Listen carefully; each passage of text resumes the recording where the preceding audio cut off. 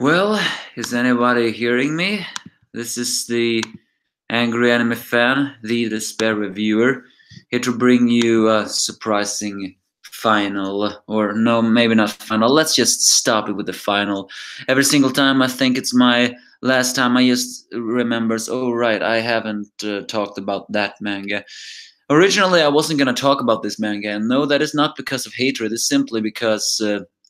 I didn't really think there was so much to talk about, but I guess in the end it was because I am one of the last defenders of Fairy Tail. There are some out there, but when it comes to reviews, I only know one more that defends Fairy Tail. The rest of the world, I don't know. So yeah, this is me, the angry anime fan, the despair reviewer, and I will actually try to keep this short. Well, let's see if that works. Fairy Tail was, in all intents and purposes, a manga that had a lot of hate, but also was good nonetheless. What was good was good, what was bad. And when it comes to the anime, you only watch it when you feel like in the mood to. I mean, even I cannot force myself to watch it all the time as much as I want to, because there's all this that is drawing my attention. So the thing is that Fairy Tail is something you're just in the mood for, but that doesn't mean it's bad. It's just something that you are in the mood for when the time comes. The 100-year quest is a sequel to the original Fairy Tail manga, although it's worth noting that the one who does the art is not Hiromashima. He does the story, or the storyboard at least, but the art is made by someone else. I don't know who that is though. Yeah, it's pretty mean not remembering that guy's name. But I hope that after this guy has made the art from this manga, that we can see a spin-off No, I can see an own manga from that person too. Granted, however, this is not his story, but you know, there are a lot of people out there that have made stories of previous mangas and just decided to do art. I don't know if it's because they don't have an original story, or just because they feel like someone else's story is better going off with their art. I don't know. I mean, I wish I had partners in my idealistic future work. As a guy who loved cartoons, I wish I could have an animation partner because I'm not an animator. I cannot even draw for the life of me. But when it comes to fantasy, I have many bad and good ones. But that is a story for another YouTube, unless, of course, YouTube decides to shut me down. So let's just try here to put it in there. Fairy Tail 100-Year Quest is the sequel on Team Natsu trying to get off to clear the 100-year quest that no one has done. And seeing that they are the main characters, one can actually begin to question, will they succeed? It's called 100-Year Quest because it's been going on for about 100 years, and no one has succeeded in it in 100 years. And it's even confirmed that everyone has died doing it, except Gildars, who came back pretty mangled. But he had a run-in with Acnologia. It's not exactly known, though, on why it was just Acnologia, because it turns out this quest also has dragons in them. Something which a lot of people were pretty mixed about, seeing that dragons are supposed to be extinct. But hey, it is what it is. It's Hiromashima's work, after all. So what do I think of 100-Year Quest? Well, I definitely feel like it was a good start. It had plenty of nice comedy. And although it's not the same artist, the art is not that different. Yes, some slight differences. You can just see it difference. But the artist does a very good job capturing the original Fairy Tail art. And as well as, even though I don't know who does the script. I mean, Hiromashima is the story and storyboard artist, so I guess he does the script. And the comedy in this 100-Year Quest is almost more than the previous one. Examples of that comedy comes from one of my favorite chapters. I think it was number 2 or something, when Natsu ate a strange jellyfish that, well, a jellyfish jumped into his mouth and Lucius, but Lucius drew it out and felt numbed, while Natsu just offhandedly said that he ate the thing. Grey just said, if you get poisoned and die, I am gonna say I told you so. And even though it's also worth noting that Grey is even more of a deadpan snarker than before in this manga, because almost every single comment he drops is a deadpan snarking, especially also when they get turned into fish. Yeah, that guy is not entirely human, and we're not entirely fish. It's just a very comedic line of it all. So I really like to hear that also. And even when he says that he doesn't suspect a thing, you were just talking to your girlfriend right now. So Gray is definitely the one who provides the most humor this episode, or this chapter at least.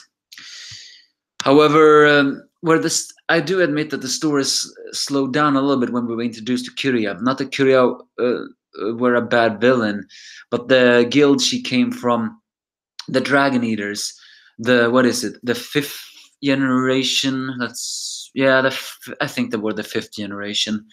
It just felt pretty strange to introduce them, and the fact that they defeated Team Natsu the first round. I didn't like that, mind you. I didn't like when they defeated them, because that just means it's going to be even more unacceptable for people when they do defeat them. But it's not exactly known, though, if who they are. I mean, it's clear that they get dragon powers by eating dragon scales. But how that came to be, and the fact that they don't suffer from motion sickness, is not exactly known yet. I think, though, that their powers are not infinite. And the fact that the storyline is that anyone that it's meant to seal or defeat dragons, why is that the case? It's still not exactly explained. Because I don't trust this old ghost master that is giving this quest. However, I do believe that Team Natsu will be the ones to finish this 100-year quest. But will it take years? I don't know. It's also worth noting that we're even switching to the previous Guild of Fairytale, where we introduced a new character who channels many previous abilities of Juvia. And is she also the antagonist? Recent manga chapters has caught that into a big question on who she really is. So I think actually that's a nice twist, because Fairytale Team Natsu is on the 100-year quest, while we're switching back to the Fairytale Guild where they have their own adventure. Effectively, what I think the authors are doing is that we're following the 100-year quest, but we're also not forgetting that Fairytale itself will also have their own adventure. Basically, we are seeing two different adventures at the same time. It may not always work, but it's a nice twist, meaning that we will not only focus on the 100-year quest. So I feel like that is interesting. It's worth noting, though, that unfortunately, due to very high working, we will only get one Fairytale chapter every second month. And that can be pretty dull. I admit that. And as I said before, the fact that the Dragon Eaters won the first time also felt pretty dull. This new antagonist of Toka, is she connected to everything else, or is she not? Just also begs the question on what is going on. So where the 100-year quest manga is going, I don't know. And that was one of the flaws of this manga. But I do feel like it has potential to become more entertaining than even Fairytale itself. But again, we do not know where the story is. The story is basically to find these five dragon gods, seal or defeat them. But why, we don't know yet. As I said before, I think the old master is actually the main antagonist of this arc. He just feels a little bit too untrustworthy, but I will see. It will take some time to do that. But I do think that Team Natsu will run into a lot of different troubles in this continent. So maybe while I did say that it may have potential to become even more exciting than the previous Fairytale, I do not think it will be as long. No, in fact, it wouldn't surprise me if it will just go over 100 chapters. You know, that would be pretty fitting, you know, if 100-year quest manga is just 100 chapters. Basically, it's one Fairytale 100-year quest and 100 chapters. A pretty fitting way to finish it. But again, we do not know where the story is. It has potential, but it also is pretty confusing. Still, Fairytale is what it always has been about. It has some ecchi moments, it has some very great comedy moments, it has action and nice art, even though it's not the same artist. And the story is pretty interesting. It has some ups and downs of it all. The fact that we have to wait so long is one of the reasons for it. But I will give 100-year quest a chance. It's not as bad as you people or haters think it is. So what else is there to say about it? Well, there's lots, but I don't really know. But I do hope that we run into previous characters that we haven't seen before. Because we do get some lefting opens that we haven't seen before, such as the fact that Sorano of the former Russian SES has now joined Sabretooth after being pardoned for her crimes, although she still wears the very skimpy outfit and it's much more cheery. It's almost a little bit comedic that the fact that the rest of the Saber-tooth find her a little bit obnoxious. I guess she really did love him, the rest of the people. What happened to Eriku and Sawyer and the rest, we do not really know, though. It's been an offhand comment that Kina is maybe dating Eriku, but it's not. We have not seen that yet. Also, other offhand comments is the fact that Levi is implied to be pregnant, which was actually foreshadowed in the end of the fairy tale manga. So we'll see about that. And yeah, and Jalal also plays a little part in this. It's nice adventures. So, what have your thoughts been on the 100-year manga so far? Do you like it or do you not like it?